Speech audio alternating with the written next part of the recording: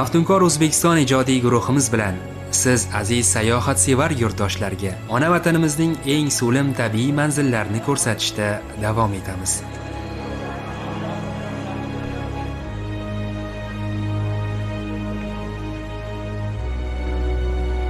Ana shunday ezgu maqsadni ko'ngilga tugib, bu safar Surxondaryo viloyatiga yo'l oldik. Toshkent xalqaro aeroportidamiz.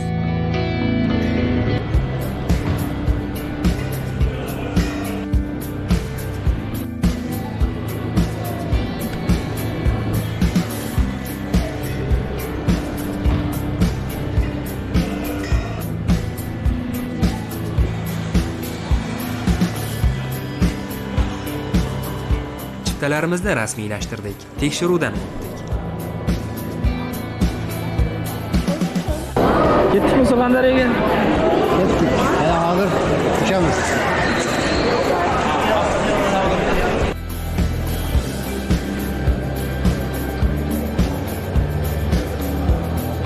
Mana avtobusimiz ham keldi.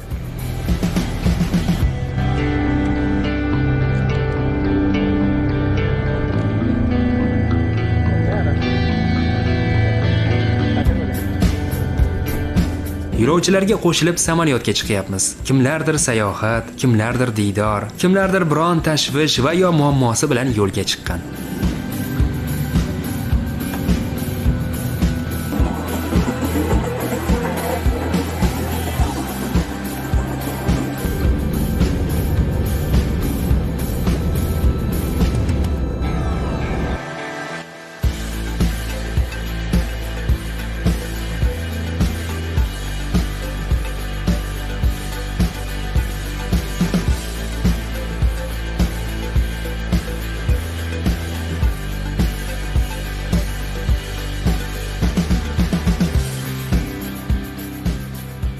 Temir uchoq bir zumda poytaxtimizdan deyarli 800 kilometr olisda joylashgan Termiz shahriga olib keldi. Samolyotdan tushar ekanmiz, sizlar yurtning janubiga keldilaring deganday quyosh issiq tafti bilan qarshi oldi.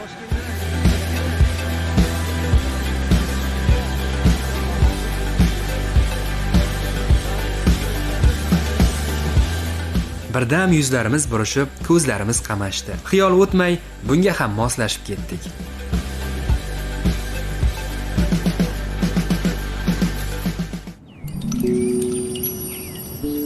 Rejamiz bo'yicha ushbu o'lkadagi dastlabki manzilimiz Surxon davlat qo'riqxonasi bo'ladi. Chunki qo'riqxona va uning atrofida ko'pchilikka noma'lum bo'lgan chiroyli va betakror joylar ko'p. Eng asosiysi, bunday maftunkor manzillarning aksariyatida sayyohlik maskanlari bunyod etilgan.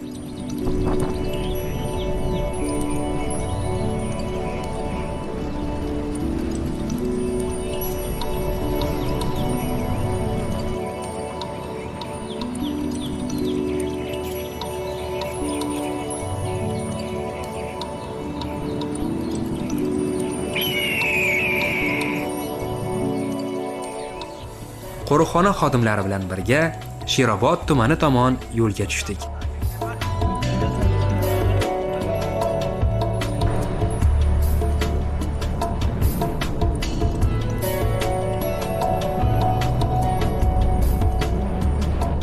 Mashinada atrofni tomosha qilib ketar ekanmiz, yo'l chetida chiroyli bo'lib gullagan anor bog'lari e'tiborimizni tortdi. Haydovchimizdan mashinani bir zumga to'xtatishni iltimos qildik.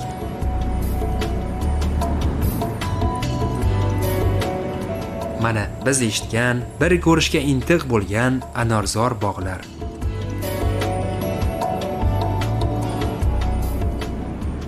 Doim anor pishgan paytda kelganmiz, mana hozir endi gullayapti, ular to'kiladi. Rosa gullayapti.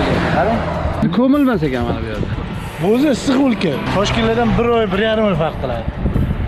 O'zi mana shu Sherobodchi butun respublikaga taniqli. Mana ichi qora, katta juda bir mana shu eng qimmat bozorlarni bezab turadigan yozgi kunigacha turadi. Mana 1 yil davomida yana turadi. To pishgunicha mana shu yerdan boradi ana. O'ziga xos tabiati mana shu anorni yetishtirishga juda mos. Mana shu havolari, yerlari noyobligida bu. Hamma joyda bunday emas.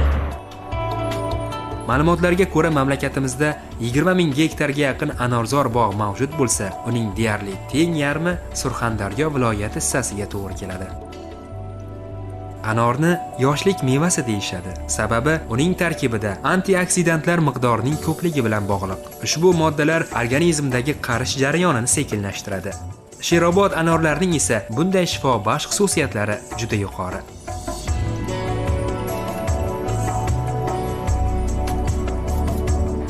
Bir zum bog'ni tomosha qilgach, hosil yetilganda yana kelishni niyat qilib, yo'limizda davom etdik.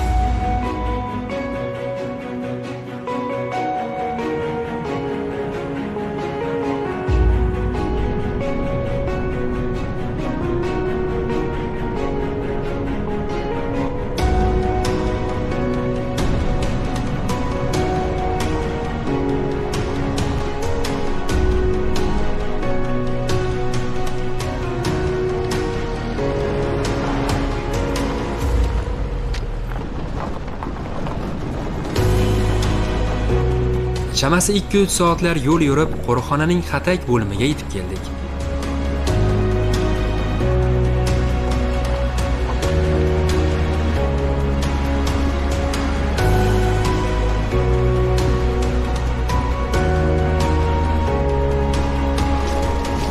Mana qo'riqxona hududi boshlandi.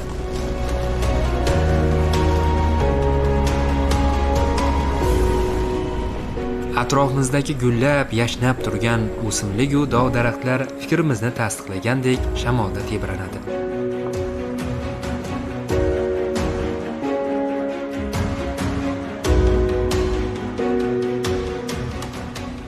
Tog'-toshlarni yorib chiqqan o'simliklar esa bir qaraganda g'ayritabiiy tuyulsa, ba'zan qo'rqinchli tus olgandek bo'ladi. Aslida bu tog'-toshlarning kovak joylaridan o'ziga yo'l topib ko'kka intilgan o't-o'lan va o'simliklar.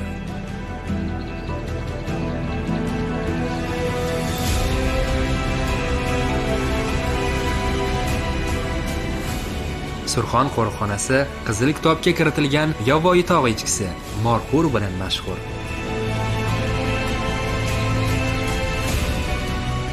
Sherobodliklar bu ajabtovur jonivorni kiyik deb ham atashadi.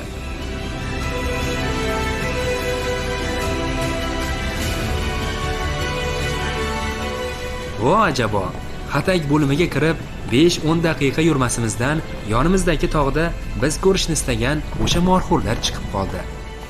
Hu ana ketyapti, qarang. To'g'risi, buni kutmagandek.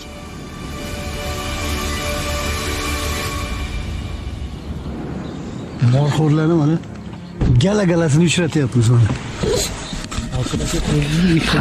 Hali biz yetib kelganmiz ya, ikkita guruh. Bir shuncha ko'pligini qarang. Shunchalik ko'nikib yurgan ekanda bu yerda. Odamdan ko'proq eng yana shu ko'p joyi shu joyda-da o'zi. Mana. Mana chiqyapti. Qarang. Ko'rdingizmi? O'zida. Ana yürüyapti ha, çevreli turibdi oldingizda mana. Ha pastli bir ana çevreli rosa katta ekan. Katta.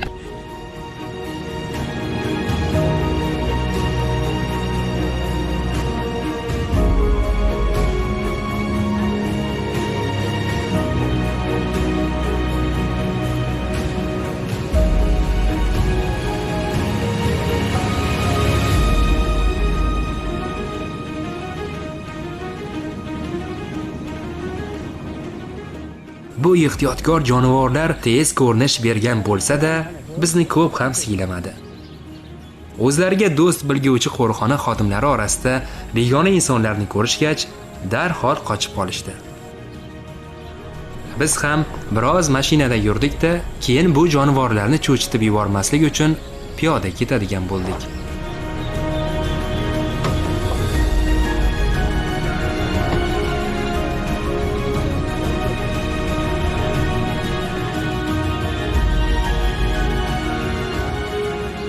Surxon davlat qo'riqxonasi hududida 194 turdagi umurtqali hayvonlar mavjud bo'lib, shundan 25 turi O'zbekiston Respublikasi Qizil kitobiga, 18 turi xalqaro tabiatni muhofaza qilish ittifoqining qizil ro'yxatiga kiritilgan. Bulardan morxur, Buxoro tog' qo'yi, silovsin, olaqo'zan, tasqara qushlardan, bolta yutar, oq boshli qumoylarni, burgutlarni misol qilib olishimiz mumkin.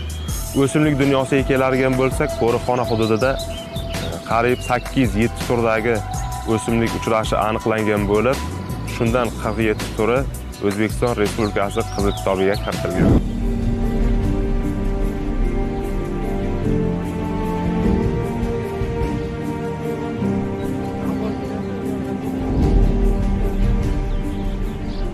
Hamrohlarimiz bilan morxo'rlarning harakatini kuzatishimiz qulay bo'lgan yerga kelib joylashdik.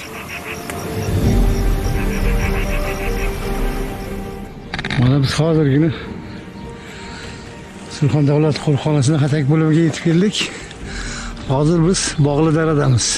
Ancha yo'l yurib kelgan bo'lsak ham biz hozir mana shu joyda morxo'rlarning o'tish payti ekan, shuni kuzatish uchun to'xtadik. Mashpatilib o'tib qoladi endi bular. Ha, hozir endi mana hammasi ko'rinib qoladi, chiqib qoladi hozir kechqurun. Quyosh botishi bilan hammasi chiqadi. Ko'paydimi ancha? Ha, ko'payishi yaxshi. Yovvoyi hayvonlar o'ta hushyor bo'ladi. Hatto katta tajribaga ega qo'riqxonachilarning harakatlari ham besamar ketyapti. Harchan urinsak-da birorta morxo'rni ko'rmayapmiz.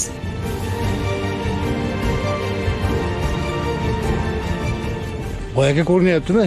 Men ko'ramiz. Lekin o nari tomonda ancha galasini ko'rdik. O'shalar mana shu tomonga o'tarmikin? U pastga tushib ketyapti. Pastga ketadi u. Ular boshqa pastga. Yo'lani shu bo'ldi. Sizlar qanaqa ko'ryapsizlar? Bizga ko'rinmayapti-da, boyaga. Ko'z tomoni ochiqqa chiqsin. Sizga siqilib ketyapti, ko'rmayapti. Biroq tasvirchimiz xursand. Manzara shu qadar chiroyliki, zavq bilan ishga kirishib ketgan. Go'zallikni ko'rib, bu yerda rakurs tanlash ham shart emas ekan. Shundoq bir-biridan chiroyli planlar, deydi zavqi toshib.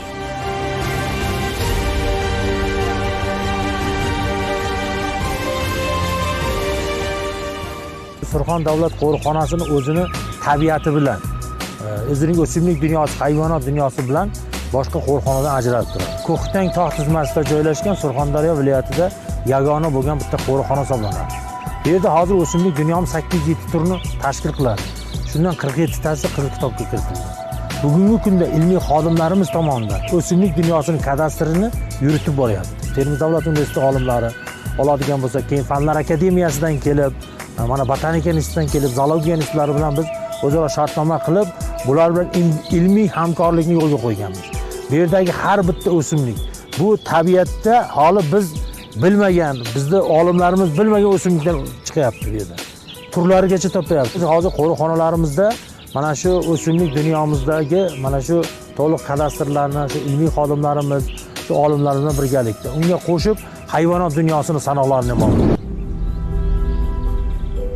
Ota-bobolarimiz sabr qilsang g'o'radan halvo butur degan naqlni bekorga aytishmaganda.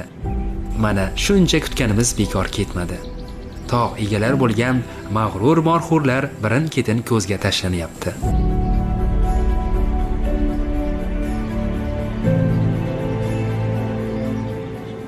Mana jilg'a bor, mana tosh oqib turibdi. Shunga qarasangiz, yonboshga o'tib ketyapti. Uloqlari ham bor. Mana qarang, birinchi ko'z bilan ko'ring. G'o'ron bor, qarang. Binoklda ko'rinmagan ko'z bilan qanaqa ko'rinadi? Mana, hel. Qarang. Mana tushgan. Qarang, birinchi kichkinaroq g'o'ron bor-ku, o'shan tepasiga ikkinchi g'o'ron bor. Shundan qarasangiz shu daraxtlar kirib ketyapti, echki. Ko'z. Ko'rdingizmi? Davroq daraxtlar orasiga qarang. Tosh chiqib turadi. Yashang. Bunday bolalarga chiqib o'xshaydi. Rasululloh ko'rdingizmi siz ham? Ayda, yuribsiz. Onagi takani ko'rdingizmi? Tepadagini bitta yakka yuribdi. Arintil ololmayman shekilli dema. Siz ham ko'rmadingizmi? Tosh turibdi. Nega ko'rinmaydi? Heyli, ko'z bilan ko'rinib turibdi. Insonlardan farqli ravishda bu jonivorlarning erkaklari urg'ochlarga nisbatan go'zal va xushbichim bo'ladi. Mana gapimizning isboti. Ana u voyaga yetgan takani qarang, juda chiroyli-a. Bo'yini va ko'kragini qoplagan soqoli unga viqor bag'ishlab turibdi. Burama shoxlari esa ko'rki va salobatini yanada oshirgan. Ba'zan bu shox uzunligi 1,5 metrdan ham oshib ketadi.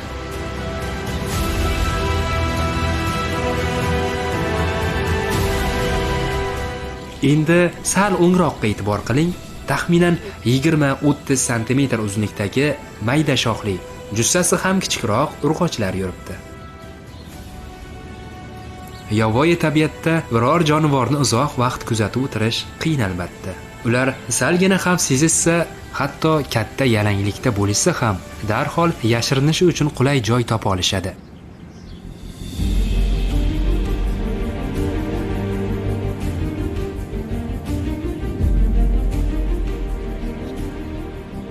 Buni yaxshi bilganimiz sababli ham morxo'rlar bizga ko'rinmay qolganidan ajablanmadik. Aksincha, xotirjam atrofni kuzatyapmiz. Ehtimol bular bo'lmasa, boshqalari kelib qolar. Morxo'rlar tabiatda mukammal hayvon bo'lib, ular hid bilish qobiliyati juda rivojlangan. O'sha dushmanning bo'ri bo'ladimi, inson bo'ladimi, hidini 500 metr, 600 metr, hatto 1 kilometrdan ham o'sha shamol orqali sezish qobiliyatiga ega va dushmandan berkinishga ulguradi. Havodan hujum bo'lganda, burgutlar yoki bolta yutarlar hujum qilganda archalar ostiga, butalar ostiga, qoyalar, kamarlar, g'orlar ichiga kirib, berkinib, sinib, yoshinib olish qobiliyatiga ega. Shuning uchun ham morxo'rlarning boshqa bir turlarga nisbatan ko'payishi barqaror. Hamrohlarimiz morxo'rlarni kuzatamiz deb tushlik vaqti ham o'tib ketdi. Bulbul yeb olaylik deya taklif bildirishdi. Biz esa rosti jismoniy toliqishni ham, qorin och qolganini ham sezganimiz yo'q. Bu yerning toza havosi jismimizga kuch, ruhimizga quvvat bag'ishlagandek bo'lyapti. Yaxshisi, tushlik va kechki ovqatni bitta qilib, sal keyinroq ovqatlanarmiz dedik. Hamrohlarimizning aytishicha, bizdagi bu holat rostdan ham atrof muhit va toza havo bilan bog'liq ekan.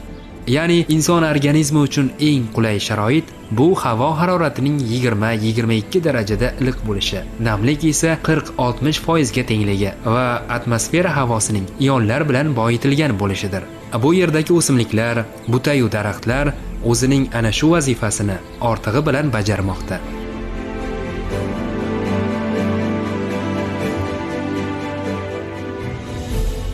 Gap bilan ozroq chalg'ibmiz-u, shundoqqina to'g'rimizdagi keng vodiyda bir nechta morxo'rlar yurganini payqamay qolibmiz.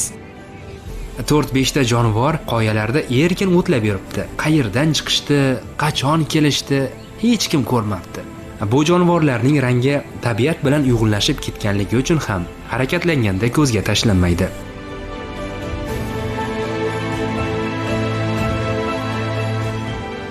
Morxo'rlar fasllarga qarab o'zining tusini, rangini o'zgartirib boradi. Ya'ni tabiatga moslashib boradi. Masalan, yozda malla o'sha o'tlarning sarg'ayish holatlariga qarab malla sariq rangga kirsa, o'sha kuzga borib toshlarga o'sha yomg'irlar, qorlar tushgandan keyin toshlar changlari yuvilib qoraygandan keyin o'sha qoramtir jigarrang tusga kiradi. Bahor oylariga kelib o'sha morxo'r takalarining rangi oppoq tusga kiradi. O'sha faslga qarab, tabiatga qarab o'sha rangini o'zgartirib moslashib boradi. Qishda oqqish mallantir rangga kiradi. Morxo'r takalarining yoshi kattalari esa o'sha qoramtir jigarrang rangda bo'ladi. O'sha bahor chiqishi bilan katta takalar o'zini tusini oppoq ko'rinishga keltiradi. E'tibor berib qarasak, butalar orasida uloqchalar ham yurgan ekan. Ayni paytda morxo'rlarning bolalash vaqti. Mana bu uloqchalar taxminan 1 oylik. Ularning harakatlari dadil ko'rinayotgan bo'lsa-da, lekin burgutlarning oson o'ljasiga aylanishi mumkin.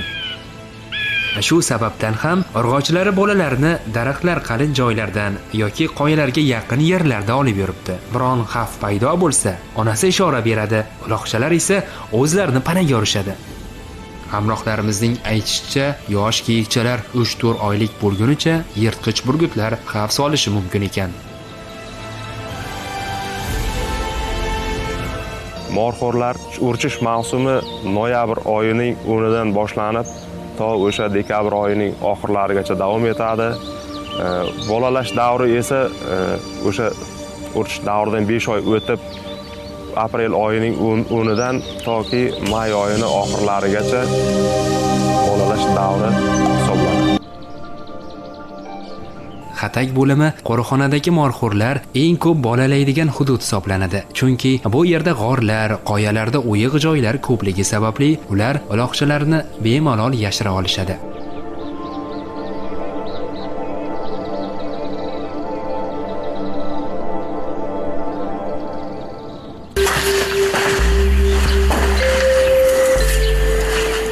Morxo'rlar bolalarni mana shunaqangi g'orlarning ostida, sayoz tuproqlarning ustida dunyoga keltiradi. Uloqchilar dunyoga kelgach, uzog'i 20-25 daqiqaning ichida onasi bilan qo'shilib keta olishi mumkin, lekin yovvoyi tabiatda uloqchilarni bo'rilardan tashqari boltayotar va burgutlar ovlaganligi sababli ham onalari bolalarini 20-30 kun davomida mana shunaqangi g'orlarda yoki bo'lmasa qalin o'tlarning orasida yashirib qoldirib ketadi. Bu vaqtda ular bolalarini kunning ma'lum bir vaqtlarida kelib emizib ketadi. Oradan 30 kuncha vaqt o'tgandan so'ng ular bolalarini ergashtirib o'zlarining to'dasiga qo'shiladi.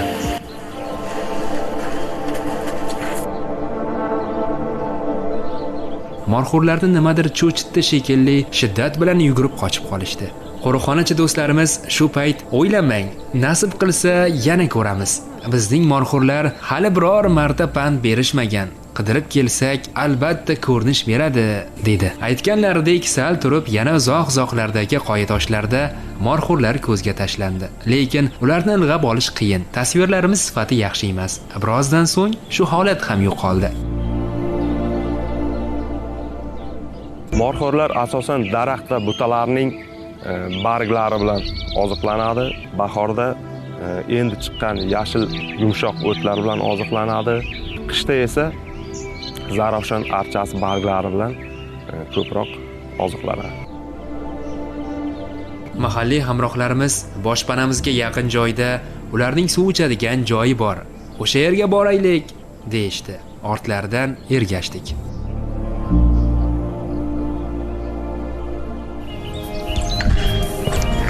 Morxo'rlarning tekkaliklarga yoki jarliklardan uzoq masofalarga sakraganliklarida muvozanatlarni yo'qotmasliklari, chayqalib ketishlarini oldini olish uchun muhim bir vositalardan biri bu ularning tuyoqlarining osti keng va aynan mana shu joylarga yurishga moslashgan.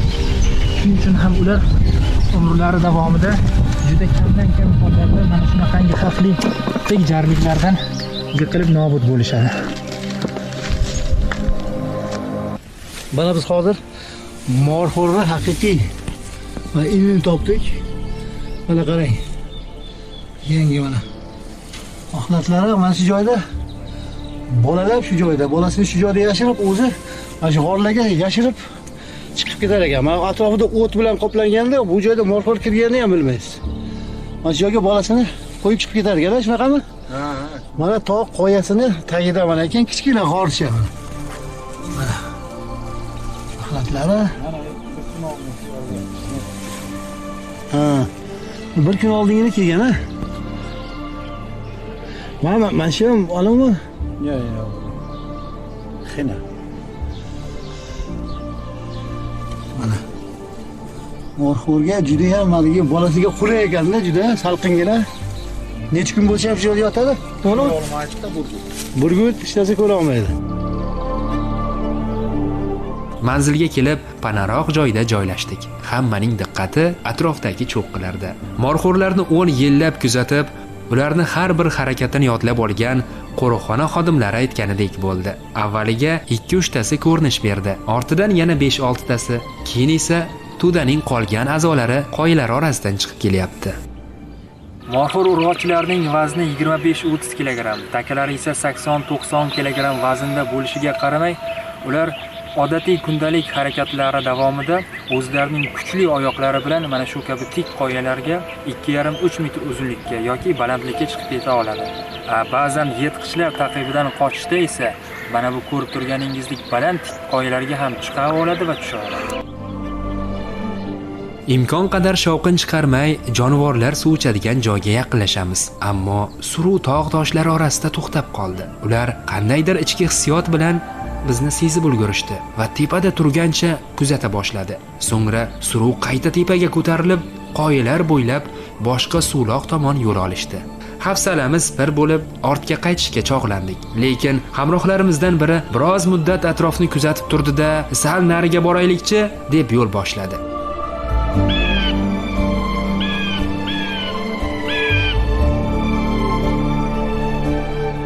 Hamrohlarimiz morxo'rlar butunlay ko'rinmay qolgach, bo'ldi. Buguncha yetadi. Ortga qaytib ovqatlanamiz. Bo'lmasa, ertaga bundanda og'ir yo'llarga yaramay qolasizlar deb yo'l boshlashdi.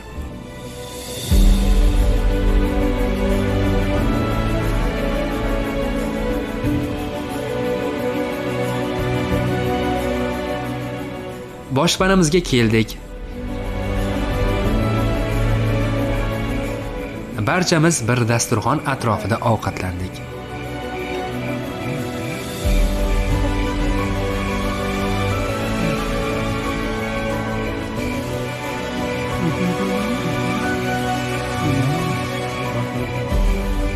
Kechlikdan so'ng hamma o'z o'rniga kirib ketdi.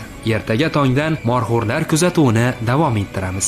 Balki omadimiz kelib Buxoro tog' qo'ylarini ham ko'rib qolarmiz. Bunisi albatta boshqa hikoya bo'ladi.